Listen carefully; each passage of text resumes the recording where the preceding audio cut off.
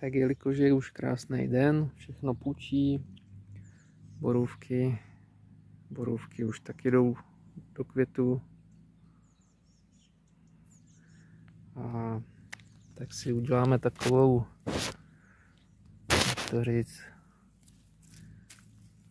preventivní údržbu před sezónou. A já třeba dělám to, že si projdu, nebo takhle na podzim, když vím, že tenhle mladý výhonek mi tu jenom vadí, je zakrnělej, jo. Tak si to na podzim po sezóně odhrnu. Teďka vidíte, že tady není absolutně žádný kořen. Tak chytnu nůž, naškrábu to celé dokola, to naškrábu, zahrnu a na jaře, to znamená teď, si to všechno projdu, zjistím, jestli se něco zakořenilo, nezakořenilo. A pokud zjistím, že se mi to zakořenilo, jako třeba tady v tomto případě, to přiblížím, vidíte, tady to bylo naškrábané. Tak si dojdu úplně krásně k tomu kořínku. Musím se ujistit, že opravdu to má kořeny, než to ustřihnu.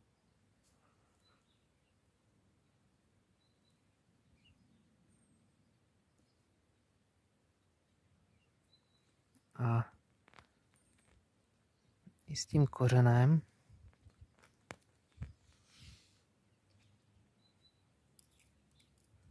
to odstraníme.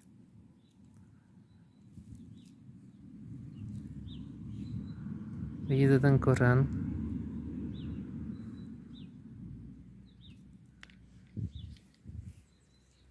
Dám do truhlíku, okamžitě, nebo takhle, okamžitě tam dáme rašelinu.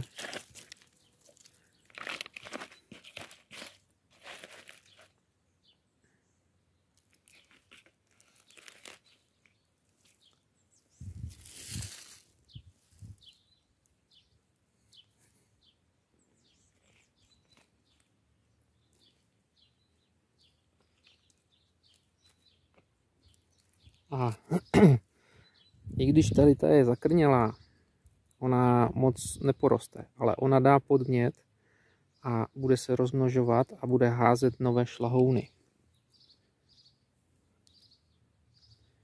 Takže spíše mi jde o to, abych to využil jako teďka mateřskou rostlinu, z které vyjede takzvaných plno vlků, nových prutů. Když to mám, dám tam okamžitě popisovačku, že je to odrůda Blue Crop, zaleju a jak vidíte, tohle jsem udělal tady s těma tohle, s toutohle a ukážu vám schválně, že tady byla tady tahle použitá jako ta mateřská. Tohle okamžitě vyhodilo minulý rok, tohle taky a můžu čekat větší a větší přírůstky. Tak si ty borůvky množím, máme jich opravdu strašně moc, máme strašně moc odrůd. A není tady ještě udělaný pořádek kolem dokola, ale dneska je priorita, že projdu všechny borůvky, krásně načechrám všechny tady ty rašeliny, zvednu to, zamíchám tam tu štěpku ať to taky hníje, ať to tam dodává. Vidíte, že já používám třeba tady ty geotextilie mezi řádky, protože zbytečně, když jsou pak vedra, tak zbytečně tohle bylo extrémně suché.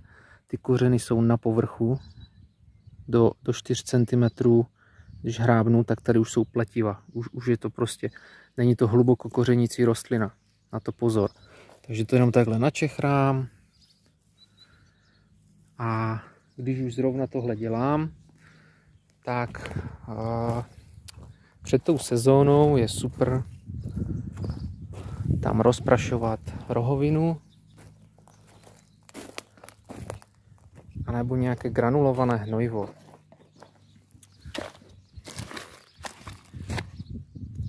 Je to, k čemu to přirovnat? Je to prostě, si k tomu čuchnete, je to prostě, smrdí to jako kravský hnůj. Ale ono se to postupně uvolňuje a na jednu rostlinu jsou doporučené 2 lžíce. 2 až 3 lžíce. Já tady tuhle jednu ještě dám tady do prostředa. Opravdu už to teď páchne, jo? To už je sila. Takhle to zapravím. A vím, že mezi tady těma borůvkama mám vyhnojenou rašelinu, protože tady ta rašelina je čistě jenom kyselá, ta rašelina baltská. Ono má jenom 4,5 až 5,5 pH. Ale nejsou v něm žádné minerály, nic prostě, co by to dodávalo ty živiny borůvkám. No a přes léto si to takhle tady dám. Přes tu geošku, když prší, tak ona proprší, voda, všechno. A vesměs, když cestáři štěpkují kolem cesty, tak si tam naberu pár pytlů. Z toho mám tady všechny cestičky. A tou štěpkou to takhle krásně zahážu, ať to neodnáší vítr.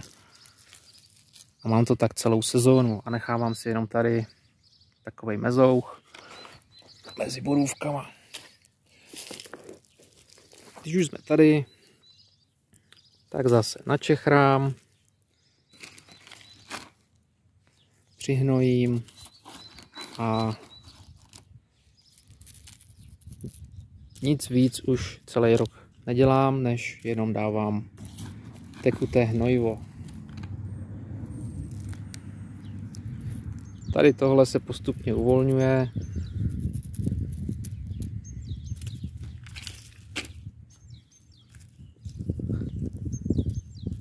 A celý rok to dodává tu výživu správnou borůvkám. Pak máte krásné plody.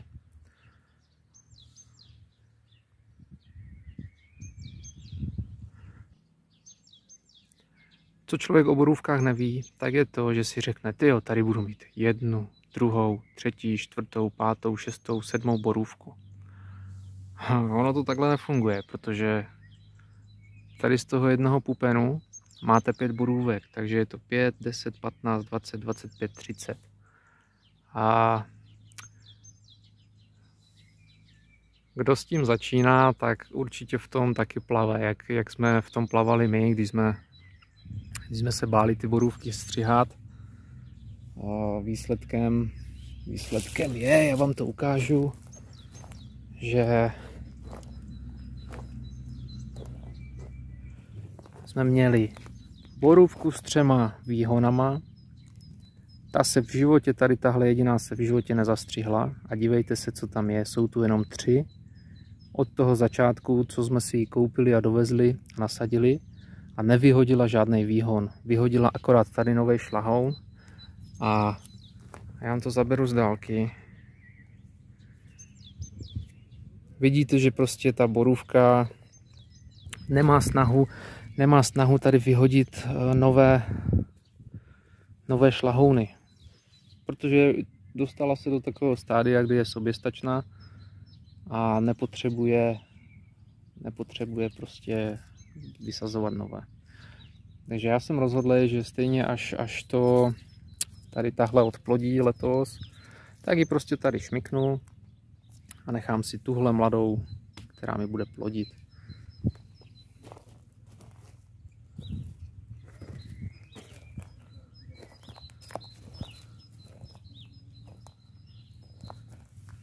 Což je super.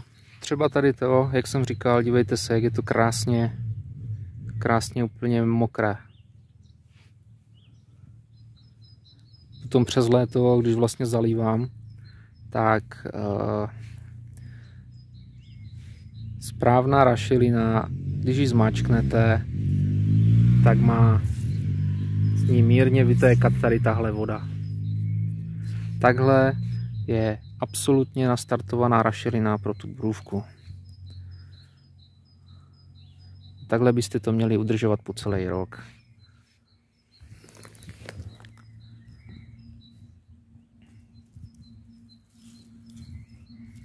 Není to nic složitého, je to prostě největší investice je ze začátku, kdy opravdu do toho musíte narvat tu rašelinu, ty prachy do toho musíte narvat, těch 250 litrů rašeliny stojí fakt 500 korun, plus doprava, kdo nemá možnost, stojí taky 500 korun. Leze to do peněz, ale když to řeknu, my tady máme 1, 2, 3, 4, 5, 6, nějakých 17, 18 keřů. Je to sběr od začátku prázdnin až zhruba do toho konce října. Vyžaduje to akorát to, že musíte dodržovat odplevelení, neměli byste tam nechávat kdejaké rostlinky, protože jak vidíte tady ty kořeny, tak oni se velice často krásně a rádoby proplétají s tím kořenovým systémem borůvek.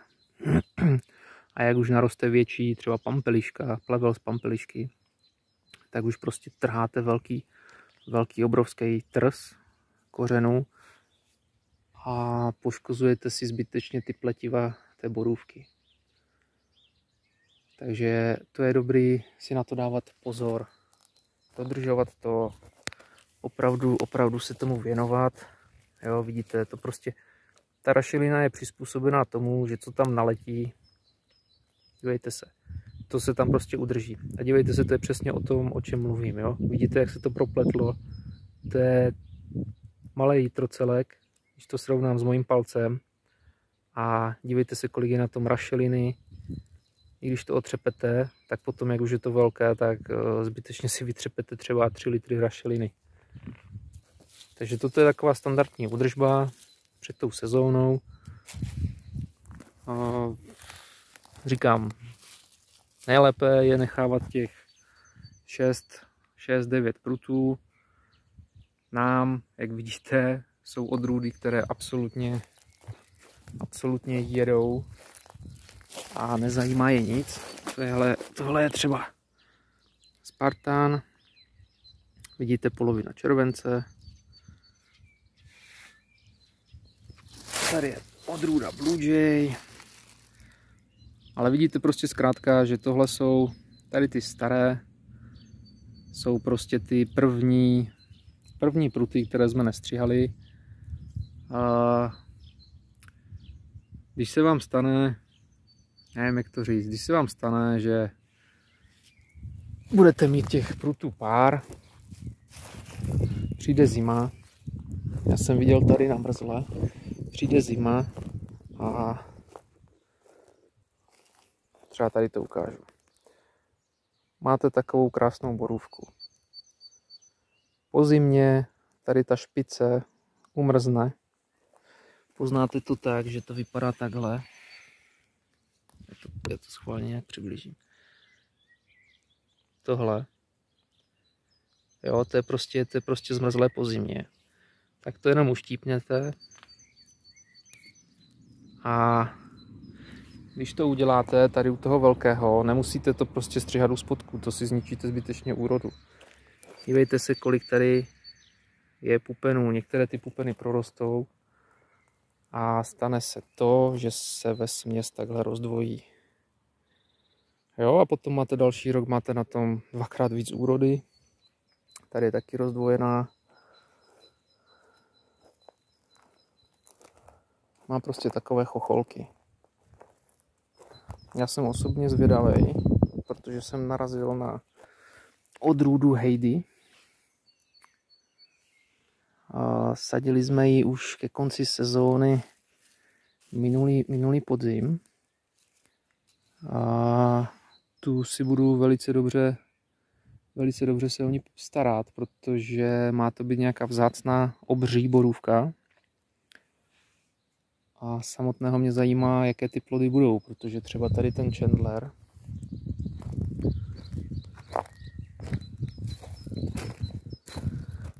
Chandler keř má strašně obrovské plody. Je jich tam zase třeba méně na tom keříku, ale jsou obří, je to jak 50 koruna. Tohle je keř z roku 2016, kdy jsme ho sadili. Popravdě tenhle se moc nestřihal. Bylo nám to taky líto, protože vždycky se děcka těšili na ty velké plody. A chtělo by to taky trošku dát dokupy. Já to vždycky akorát více prostřihám, ať to má aspoň nějaký ten podnět, ať to vyhodí ty nové mladé výhony. Tohle je třeba před dvěma rokama zapěstovávaná borůvka, protože ono se někdy stane, že vám třeba nějaká uhnije.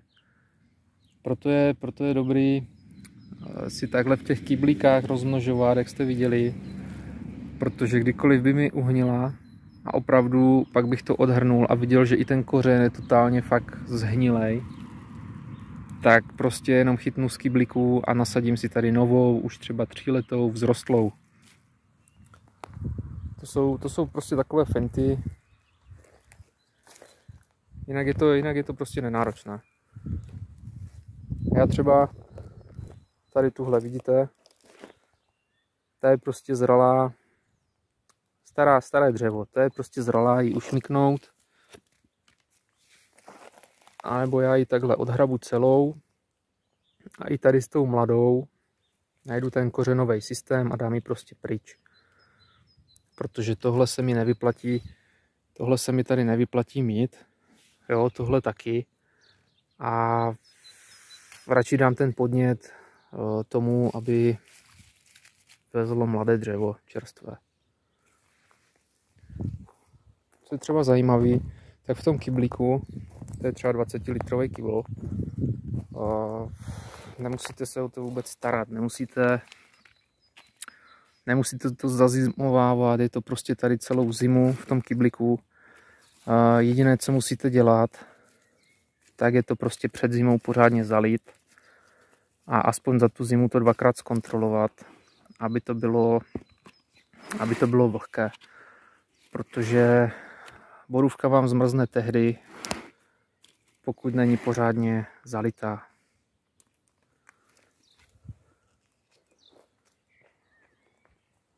Pro představu, tady z toho už vzrostlého borůvčí máme zhruba 50 kg borůvek.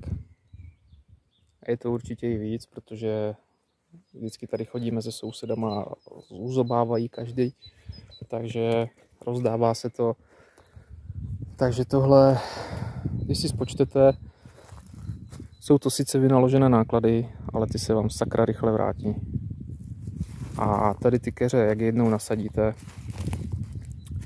tak je máte prostě na 30 až klidně 60 let.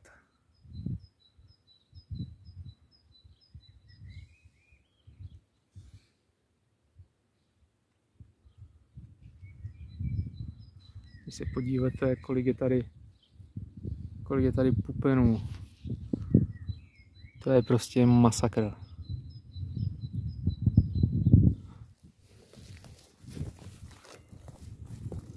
Musíte zkrátka vědět,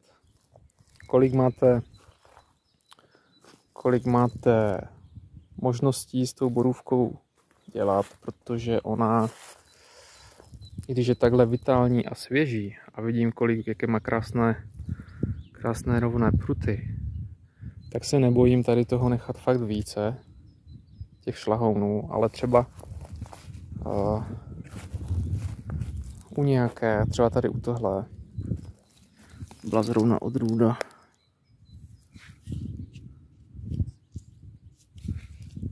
Myslím Spartan. Se nám stalo, že taky se moc nestříhala ze začátku, než jsme to všechno pochopili. A jeden rok tady bylo strašně moc plodů, strašně moc kuliček. My jsme je tam nechali, ty plody nedozrály, byly kyselé a dívejte se na to, jo? Jsou to prostě strašně malinké plody, je tam strašně malá listová plocha, tady tohle jsou listové. Takže když si vemu, tady je list a tady je jenom 15 borůvek. Jo, je to prostě úplně v háji, chce to obnovit. Takhle by měly vypadat ty pupeny. Jo, a dívejte se, jak vypadají tady. To jsou prostě mrzáci a já vím, že tohle je vyplozené dřevo. Takže já to stříhám postupně, abych to obnovil. A nezničil celou rostlinu.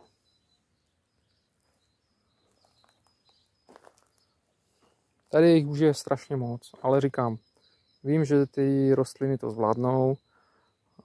Nechám to odplodit ještě letos a dám potom do háje ty, které se mi třeba kříží. Protože až bude sezóna, bude tady listová plocha. Já vám ukážu, jak to vypadá zarostené listama, protože to bude masakr. A když se tam nedostane slunce, tak ty borůvky špatně dozrávají, jsou kyselé a není to ono. Dívejte se, já mám 1,74 m a ta borůvka je stejně vysoká jak já. A teď, když budu čekat, že tady se mi rozdvojí, tak bude ještě vyšší než já. A už teďka třeba vidíte, že jenom vyhozením tady té jedné středové bych tu získal obrovské množství místa. A to se třeba taky stane po tady té sezóně.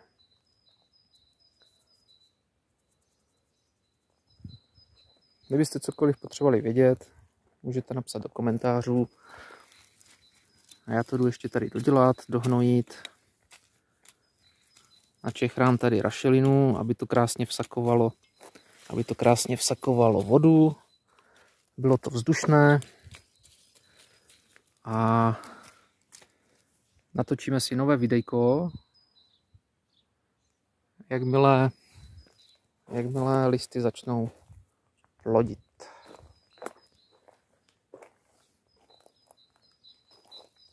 Nadělám si tady, co nepotřebuji, tak si nadělám nové borůvky, ty můžu pak z někoho s tím obdarovat, anebo to máme prostě podél celé zahrady, to máme v kyblíkách, tam už je, myslím, taky 20 kyblíků litrových a to jsou borůvky úplně stejně vzrostlé. Takže ten, kdo nechce kopat díru, chce to mít klidně na dvorku, vemte si nejméně 30 litrový kybl, nasaďte tam opravdu rašelinu, i když tam dáte takovéhoto mrzáčka, tak uvidíte ty přírůstky za 3 roky.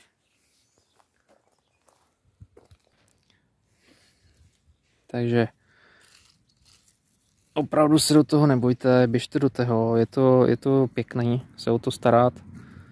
Doporučuji vám minimálně 4 odrůdy si kupte, nebo odrůdy, můžete si koupit 1 odrůdu, ale minimálně 4, aby docházelo k dobrému opylení, a když máte aspoň 4, tak maximalizujete výnosnost, je tam víc plodů a jsou větší. Takže ukážu vám ještě, co jsem zakládal u našich borůvky a to je asi vše. Takže u dalšího videjka. Čau.